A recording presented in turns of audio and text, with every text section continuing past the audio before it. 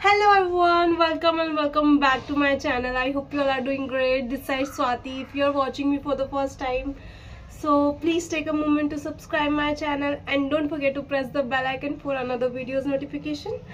And today's video is another interesting video which you want. Like I'm telling my salary, what I was taking from my company, and I'm also telling about the salary structure of a cabin crew and other companies or airlines. So without wasting our time, let's start a video.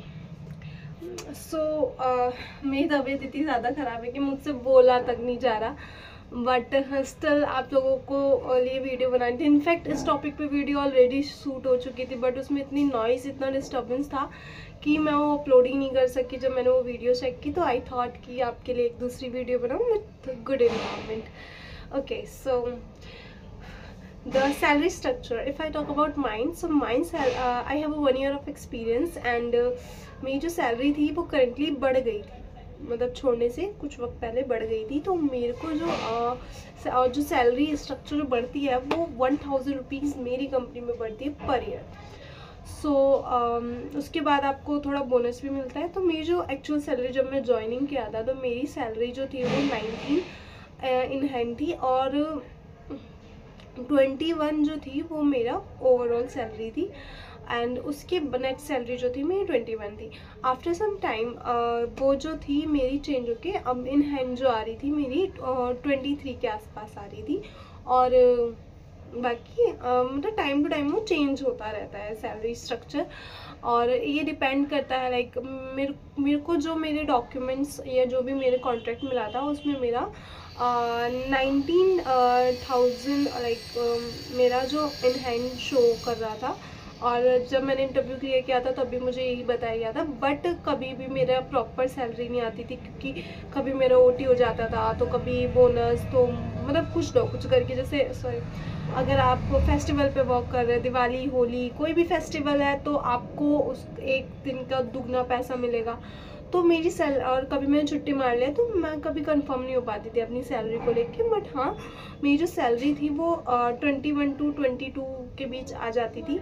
और कभी कभार over time मैंने festival में भी work करके तो मेरी earning 23 भी हुई थी. और लास्ट जो मेरी सैलरी आई थी वो 25 आई थी. वो जो आपका लाइक आप कैसे वर्क करते हो उससे परफॉर्मेंस बोनस भी आपको मिलता है. तो वो सब डिपेंड करता है इन सब चीज़ों पे. सो नेक्स्ट आ जाता है, ये था मेरा सैलरी स्ट्रक्चर. हाँ, आपको अगर 1 साल हो चुके हैं तो आपको दिवाली पे बोनस भी मिलता था. वो डिपेंड करता है सबको कि उन्होंने कितनी छुट्टियां ली हैं साल में, कितने उनके लीव विदाउट पे गए हैं. सो उस पर डिपेंड करता है कितना एक्सपीरियंस हो गया है उससे. अब आ जाते हैं, ये था मेरे कंपनी का ओवरऑल. अब आ जाते हैं दूसरी कंपनी के जो कि है आपका IndiGo. I want tell you that कि जो भी थर्ड पार्टी है लाइक एयर इंडिया सेट्स और BWFS, तो इनकी जो सैलरी स्ट्रक्चर है वो ऑलमोस्ट सेम रहता है, चल भी एयर इंडिया सेट्स और BWFS का. But if I talk about Indigo, तो आपको इंडिगो में आई फील मुझे थोड़ा ज़्यादा अपॉर्चुनिटीज़ मिल जाती हैं सैलरी को लेके. मतलब सैलरी अच्छी है वहाँ की और साथ में बेनिफिट्स भी इंडिगो ज्वाइन करने के एज अ ग्राउंड स्टाफ बहुत अच्छा है. तो लाइक आपको बोनस भी मिलता है और आपको मतलब अच्छा है, लाइक टाइमिंग अच्छी है. आपको हॉलीडे पे दुगना या तिगुना आपको 3 टाइम ज़्यादा आपको सैलरी प्रोवाइड करते हैं इंडिगो. सो इंडिगो इसकी salary according to other third party ज़्यादा है. ऑब्वियसली डायरेक्ट एयरलाइन है, सो डिस्टर्बेंस हो गया था. सॉरी. सो अब आ जाते हैं कैबिन क्रू की. तो ये था ग्राउंड स्टाफ की सैलरी जो आपकी 19 to 23 to 25 की एज अ फ्रेशर आपको मिल जाती है.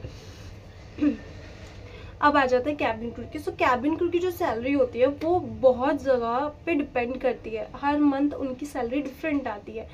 और वो सब ये भी नहीं कह सकते हैं कि क्या ये लाइक ओटी और इन सब पे डिपेंड होती है. तो नहीं, उनकी कोई एग्जैक्ट सैलरी नहीं होती है. हाँ, उनकी फिक्स सैलरी जो लाइक बेसिक सैलरी तो वो तो सबकी सेम होती है. बट जो सैलरी एक्चुअल सैलरी है वो आपके फ्लाइंग आवर्स पे डिपेंड करता है कि आपके 1 मंथ के अंदर अंदर आपने कितनी फ्लाइंग्स की है. अगर हम देखे जाएँ तो अलग अलग जो उनके बेस होते हैं, तो वहाँ पे उस हिसाब से फ्लाइंग्स होती हैं। कहीं बेस पे कम फ्लाइंग होती है, कहीं ज़्यादा होती है, तो जो कितना ज़्यादा प्रोडक्टिव एरिया है उस पर डिपेंड करता है, तो सैलरी भी उसी हिसाब से आ जाती है।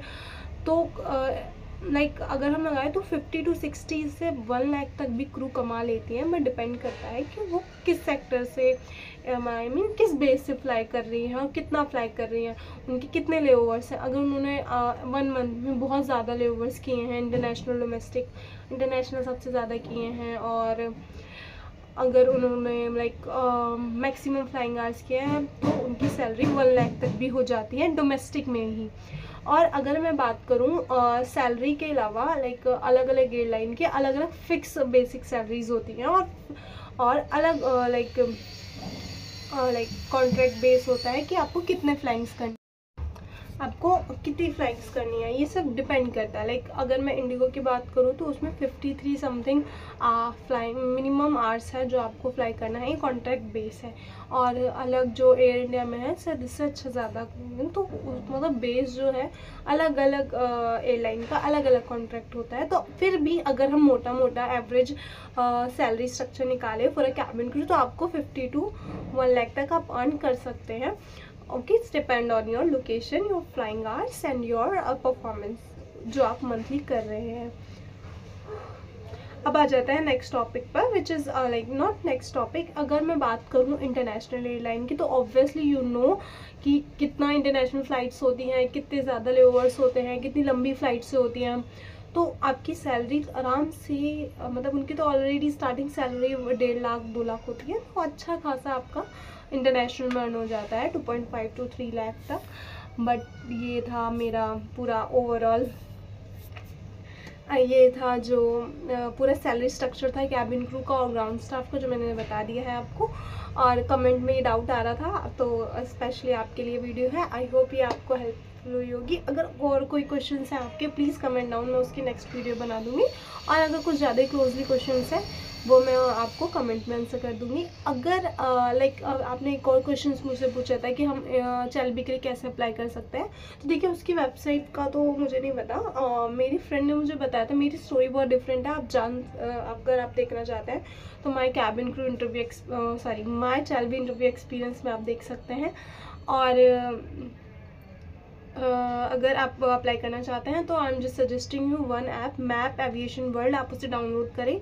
और चार्जेबल होता है, बट हाँ वो आपको वैकेंसीज दिखाता है फ्री में, अगर आप उसका परचेज नहीं करते हैं, बट हाँ आप वहाँ से अप्लाई नहीं कर सकते हैं। तो वैकेंसीज देख सकते हैं, फिर उसको थोड़ा एक्सप्लोर करके आप टाइमिंग वगैरह निकाल सकते हैं। आप वॉक इन के लिए भी जा सकते हैं, कोई इशू नहीं है। और यहीं पे वीडियो एंड होती है। Thank you so much for watching this video, and please like subscribe my channel and also follow me on Instagram. And I try कि मैं इंस्टाग्राम पे भी आपके लिए कंटेंट क्रिएट करूँ, बट प्रॉब्लम ये हो जा रही है कि मेरी हेल्थ इतना इशू है, मेरे घर पे भी मुझे इतना बिजी रह जाती हूँ मैं, कहीं इधर करना काम, कहीं उधर करना, तो बहुत ज़्यादा बिजी शेड्यूल हो जाता है। मैं सोच रही हूँ कि थोड़ा अपना होम टूर भी दूँ आप लोगों को, बिकॉज हमारे घर में लाइक 2 शॉप्स चल रही होती हैं और उसमें मैं बिज़ी रहती हूँ, तो मैं कुछ कंटेंट क्रिएट नहीं कर पाती हूँ।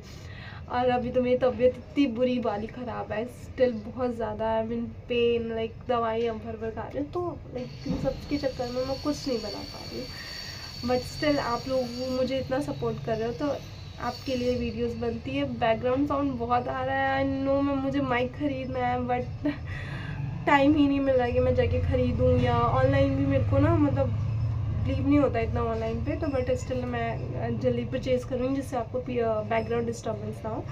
Okay, again thank you so much, love you all.